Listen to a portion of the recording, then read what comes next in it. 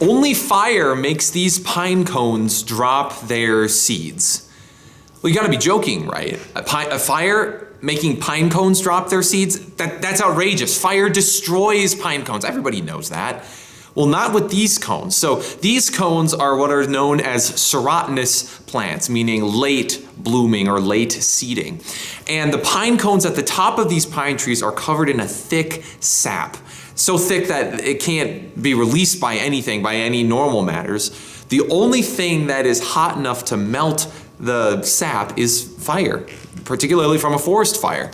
And so when a forest fire sweeps through the area that has these pine cones, it melts the sap and drops the seeds onto the fresh, fertile, ashy ground.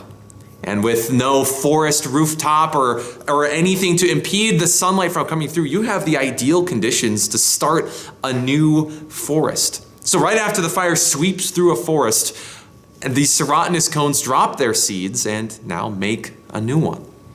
Life coming from death. Trees sprouting from fire. That's kind of an interesting picture, isn't it? While the whole fire burns the whole forest, life emerges. This is one of the coolest recycling features that nature has, that it's able to sustain itself and regrow a forest. Growth amidst fire. Does life sometimes feel like that? That we're faced with trial and tribulation, time and time again, rough patch after rough patch. But then when you come out of it, you realize that you're a stronger person. Sometimes it takes fire in our lives to really grow the most. Psalm 119, verse 147. I rise before dawn and cry for help. I have put my hope in your word. When fires come our way in life, we need help to get through. We need something to hope in and trust in. And God's word is far more than just hope. It is our sure foundation and our peace and our comfort. God's promises lift us no matter what fire we're going through in life.